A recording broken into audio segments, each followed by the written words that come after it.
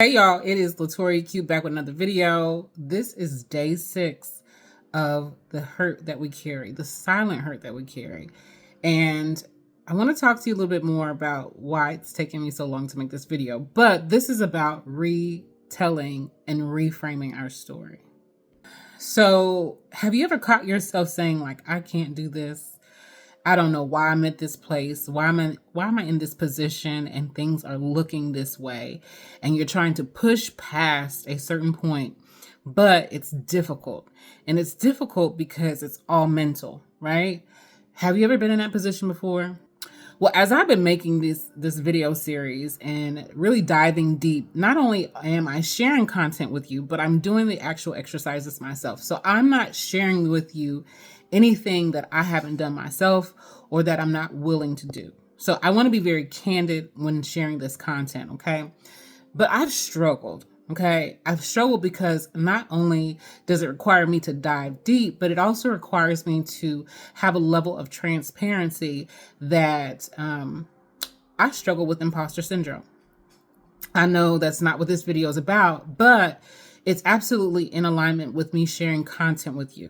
So oftentimes we have been in these positions in life, being our parents' children, right? Being in our family order, being around people in our community or being a part of a community. And we've had to figure out our placement and our role in this said community or in this said family, right? And the perception that others have for us as far as who we are, as well as the expectation of us, it really feeds into our trauma, which is our perception of what we've experienced. And so even though someone may not have intentionally tried to put more pressure on you, or even though there hasn't been any intentional pressure on you, you've created this pressure for yourself. And so essentially that's what I did. I created this level of pressure on myself to share this amazing content with people, also to share these working tools and working things. And it's required me to dive even deeper into my own self, my own story, and what I want to share. And so reframing and repurposing my mind to be able to not only share content, but be transparent about it has been my own work, okay? And it's super crazy when you tell yourself, I've done the work, and then you uncover more things to work on. So I wanted to take a step back just so that I could get my bearings. So when I share content with you and when I hear from you, that this is in alignment with what you are needing. So limiting beliefs, as we talked about before, are thoughts, ideas, or perceptions of yourself that make you resistant to not only what's possible, but what you truly are available to. So what's rightfully yours, what you're deserving of. It keeps it at arm's reach or arm's length away from you, because it's almost like, well, if I do get it, if I do have it, then I'm required to be this inauthentic person to myself. But in all actuality, it's attracted to you. It's drawn to you because it's designed for it to be a tool in your life. So whether you have persistent beliefs from your childhood or persistent beliefs from your experience around others, even society, you may be rooted in fear and doubt without even knowing it. And so again, that's something that I had to uncover for myself. Like, it's not that I don't deserve certain things, but it's the ability to hold on to it. Once I get it, do I have it? And so it requires you to question yourself. It requires you to question which path you're on and what direction you're going. And if you're not feeling completely confident based off of your own trauma or based off of your own experiences, you will talk yourself out of what you really do deserve to see, do, and have. And you'll talk yourself out of it because of the doubts and the fears that were placed on you based upon proximity. So let's just say, for instance, you were a kid and you had a project that you wanted to do and you wanted to do your best. But at that time, you didn't feel like you had all of the right tools, all the right resources. You didn't have enough help. And so when you turned it in, you didn't feel confident in your work. Well, then it began the statement of, man, I failed. I didn't do it right. I always get it wrong. And so what'll happen is, because you believe that statement, whether it's true or not, because you have a level of doubt of yourself now, you will continue to say, I always get it wrong. I always fail. It never works out. It's never for me. It doesn't ever do what I need it to do. And so you will reinforce this idea. You'll reinforce this belief. You'll reinforce this feeling, and you go on to chase this feeling because that's what you believe to be true. That's what you believe to be a fact, until you change it, until you reframe it, until you look at it from a different lens, from a different vantage point. You won't be able to see it in the way that you really need to see it, because you are attached to the feeling or the vision that it gave you originally, which is, it never works out for me. I never have the right help. And so then you become a person who doesn't know how to ask for help because you believe you won't have help. You'll become a person who always thinks you get it wrong because you've got it wrong a time or two. You'll begin to doubt yourself. And so in order for you to get out of telling the story of doubt, get out of the storytelling of lack, get out of the storytelling of things don't work out for you, you're going to have to reframe it. You're going to have to restructure your mind. And how you do that is key. So let's talk about first, where do limiting beliefs and limiting feelings come from, right? Initially, you have a thing that happens in your life, an experience, right? And it gives you a hit of hormone. It gives you a chemical hit, whether it's dopamine, serotonin. It gives you a hit of where you feel a certain way, and it sends this hit throughout your nervous system, throughout your body. So how you breathe, how your nerves feel, how your brain function, how your gut feels. It is all on board, and it's all telling you and giving you signals.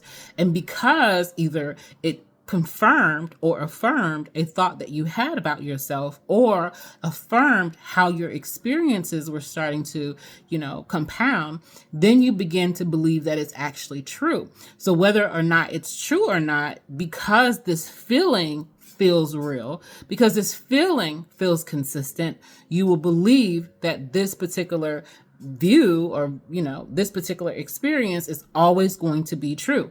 So let's make it more of an adult perspective, right? Let's say you have gone through multiple relationships, and these relationships didn't quite work out, whether it was breakdown in communication, whether it was never having time, whether it was not prioritizing the relationship or feeling neglected, or whatever it may have been, right? And you get into another relationship without resolving any of your previous belief systems that you had in your other relationship. Let's say you had a partner that had infidelity, or you had a partner that couldn't be honest, or whatever it may be, right? And so you get into another relationship and you see similar patterns. Your thought process may be to automatically put that person in the category as the previous person. Why? Because you are only able to walk in with what you know, because you're the common denominator. You have the sight for the consistency. You can see the patterns. You can see how this is beginning to unfold. But let's say the partner that you have in the newer relationship they don't have infidelity. Or let's say that this particular partner does prioritize time, or this particular partner does prioritize the union. And because you had the previous experience, you're only able to view it like the one that was before it. And so your partner can say, oh, I would never do that to you. And you say, but everybody does that. Or you say, this would happen. This would never happen. And you say, but I don't trust anybody. Those particular reoccurring statements that you've told yourself over and over again, whether you were in a relationship the first time and you had a lot of sleepless nights and a lot of crying nights, or a lot of just depressed and suppressed thoughts, whatever it may have been, and then you tried to shift. If you're not telling the story different, if you're not reprogramming your mind, if you're not shifting yourself, you will carry that same energy from what you previously had into the next thing. And then you have to show up in the same way as the first relationship. So that is going to be skeptical. You're going to show up not trustworthy. You're going to show up uncertain of what's going to happen next. You're going to show up in a way that's not conducive to your idea of what you want in a relationship, what you want in a partner. You're not even going to be able to perform or be those things because you're not able to show up in that energy. And so until you deal with those underlying belief systems that you have in regards to relationships, in regards to being connected to someone else, in regards to trusting others, whatever the story you're telling, until you restructure your mind, the story you're telling and how you see it, you're not going to be able to get past any limiting thoughts or beliefs. You're not going to be past any limiting relationship. So until you're able to do the self-work, until you're able to do the internal reframing, until you're able to see yourself different, you're not going to be able to show up different. And that's what I want to share with you. It's until you see yourself different, those limiting thoughts, patterns, belief systems, whatever it is that you're carrying with you, it will continue to go from relationship to relationship, from job to job. It was going to go from friendship to friendship. It's going to go from room to room, no matter what room you're in, until you do some self-correcting. You're going to want to challenge those limiting beliefs and those thoughts. How do you do that? Well, first, you need to acknowledge that you even have it. And that's being open and honest with yourself. Now, as a person who has studied science, right, there's one key thing that goes on in research, right? So you have this theory, right? And you have a hypothesis about this theory. And then you're going to test this hypothesis to know that is it true or is it not true? Is it true or is it false, right? That's what we look for when we study scientifically. Is it true or is it false? So you will need to challenge your limiting beliefs by asking yourself internally, is it true or is it false? Now, I'm going to give you an exercise to work through, and you can do this standing up or sitting down, but I do suggest that you do it standing up. And I don't want this video to be too long. So what I'm going to do is try to go through it super fast. If you need to slow this video down, go ahead and do that. If you need to write it down, do that. All right. So you can be sitting down, but you need to be sitting straight and upright, or you can be standing up, straight and upright. And we are going to do the true or false test for our subconscious mind. So the true or false test is where you're going to ask your subconscious mind if it's true or if it's false. And based on the answer that you give yourself, you will know what path and what direction you're on. So one way that we can test this theory out, right? We can test to see if our subconscious mind works. We can do one of two things first, right? First thing that we can do is ask ourselves an internal question. So you can ask yourself, is my name such and such? So internally, I would ask myself, is my name Latoria Q? And subconsciously, because it is true that my name is Latoria Q, internally, my mind will say yes. But physically, it will also manifest. So if I'm sitting down or if I'm standing up, I'll rock forward. I'll have a movement forward. It may be very slight, it may be very little, but if you find yourself rocking forward, that means yes, okay? When you rock from side to side, now, side to side is a nurturing move. Just like when you rock a baby, you don't rock a baby forward and backwards. Well, some people do, but most people don't rock a baby forward and backwards. They may walk with a baby forward and backwards, but they don't rock with their baby forward and backwards. Here's why. When a baby is crying, you want to nurture. When it's in opposition, you want to nurture. So your body will naturally rock it'll rock side to side when it's false. So forward, backward is yes. Side to side means no. So if you ask yourself internally and you hear audibly inside, yes, that's your first test. Now try that same test again and say, my name is, but say incorrect name. You should have an automatic statement or automatic sense of resistance that pops up when it's false. So stand up, sit down. But either way, make notice of what you feel internally and what you do externally, okay? So ask yourself your name. Now, the second part of that, when we want to dive just a little bit deeper, we're going to make additional statements. So in that additional statement, the first one is, I am never good enough. Now, if you find your body rocking back and forward, then you subconsciously believe you're not good enough.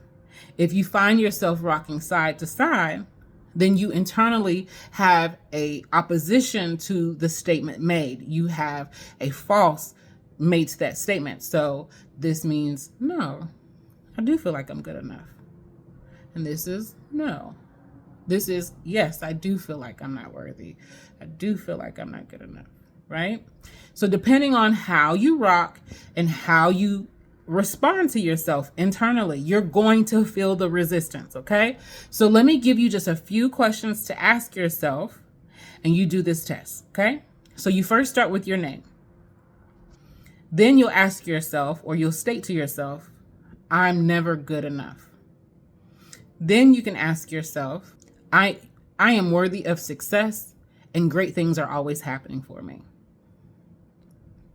Ask yourself, money comes to me easily and effortlessly. Then ask yourself, am I always broke or I am always broke? Ask yourself or say to yourself, no one loves me. Then say to yourself, the people that are in my life love me and value me. Now you can go ahead and ask yourself or state to yourself more questions or more statements that require a true or false or a yes or no. You can ask yourself more things. And as you begin to dive deeper into where you're holding resistance, into where you are struggling at, you are then able to be more aware of where you've tuned your body up to be out of alignment. You heard what I said. You've tuned yourself up to be out of alignment. All right, so you ready to rewrite your story and reframe your mind? Well, here's the kicker. You are what you say you are. Period. You are what you believe yourself to be. Period. You are and you have what you deserve right now. Period. Now, if you're having an experience where you don't like what you see, it will be up to you to either change or sustain this particular lifestyle. If you are in a lifestyle where you are happy, you are complete, you are whole, it is up to you to sustain or change your lifestyle. If you are in a place where you are unhappy, where you feel depressed, you feel saddened, you feel like something is missing, it is up to you to change or sustain your lifestyle. What it comes down to is it's what you choose. This life is what you choose. Whether those, unwarranted circumstances came about and it put you in a place or put you in a mindset that you wasn't even clear on, whatever it may be, you still choose every single day what attitude and what approach you will take for life. Period. So if you want to change your story, you want to reframe what you see for yourself, it is up to you to affirm within yourself who you really are. Now, what I would like you to do is take out your journal because, as you know, every day we've been journaling something. I want you to write down, I am capable of more than I imagined. I am capable of more than I imagine. I am capable of more than I imagine. Now, if your body has resistance to that, start listing out those things that you're imagining for yourself that you ultimately desire. Start writing out your list of things that you are capable of, that you are worthy of. And the things that you find resistance in, I want you to go back to the initial test that we started asking. And start asking yourself if you have resistance and it's false, that you're not capable, that you're not deserving, you're not worthy. Start asking yourself why, where, and how come you believe you're not worthy. Because when you get down to the nitty-gritty of your story and why you don't believe you are worthy of the best life experiences ever, when you get down to the nitty-gritty, you will be able to start altering the foundation of what you truly believe. Okay? So let me get back to being transparent with you. So I struggled for a long time. I struggled in life in general, not because I didn't feel like I was capable or worthy. I've always known I had capabilities, right? But I had enough life experiences that I could talk myself out of things, right? I've had a child die. I've been through a marriage and a divorce. I have seen poverty. I've seen ups. I've seen downs. I've seen where you can't trust family members or you can't trust friends. I've seen different aspects of different things, right? And so I had told myself for many, many years, I have this huge, thick hedge of protection around me. So I would say or do things that always kept me safe in my little bubble. Well, a few years ago, my bubble popped, okay? So the imagery of myself, I was no longer able to sustain it. I'm just being real with you, right? I'm showing up every single day to work with children who have experienced a degree of trauma that I wouldn't wish on myself, my enemies, nobody, okay? I'm witnessing people who have experienced a level of trauma that is just debilitating, right? And so I'm trying to pour into someone else, not realizing I'm needing to pour into me too, because my life experiences, though it may not be to the degree of their life experience, it's still my own level of trauma, right? And so until I was able to address what were things missing or lacking in my own personal life, right, it was difficult to share with someone else what they should be doing. And so as I became a trauma specialist and began to learn even more and more about how to heal, right, I realized that you had to set parameters around your day. You set parameters around your day by creating rituals and routines, even with the littlest things that you do, because then you give yourself a form of structure. Okay. So you need to have structure in order to do this. Okay. So when you do start looking at your life and how you are functioning and you are showing up every single day, you'll find that when you start missing the little things and the little parts and the little details of structure, you will find that it's easier to start affirming yourself. It's easier to be confident in yourself because it's the little nuances and the little details of life that gives you that confidence. So it's because, okay, for instance, most of us brush our teeth, I hope, right? So if you miss a day or you miss a night of brushing your teeth and you start, and then somebody walks up to you and you're like, because you're not confident in yourself, because you didn't complete your task, you then start pulling away and you're not able to effectively show up in things, right? Well, that's with everything. It's maybe not so minor like brushing your teeth, but it may be something even bigger, like I didn't complete a task, I didn't complete an assignment, I didn't complete this particular part, and because I'm missing a piece, because I didn't have this, as small of a detail as it is, because I'm missing something, I'm not able to move forward. Well, that's what happens when you continue to tell yourself theories and stories and lies even based off of limiting beliefs because you've had an experience before. So let's say you did remember to brush your teeth today, but you forgot yesterday. Well, if you don't deal with the limiting belief, you'll continue to carry on that still stagnant, musty mouth energy until the next day because you didn't reframe your mind. Well, I might have missed yesterday, but I'm on task today. Now, that's just a small example. Like I said, I hope that everybody's brushing their teeth. But when you're not, you notice, okay? So let's not say it's just something as simple as brushing your teeth, but that's a part of your day-to-day ritual or routine. So let's say, for instance, myself, since I got to be candid, and then I'm going to get up off of here, okay? So I went a week and some change without posting a video. And I was on a roll, right?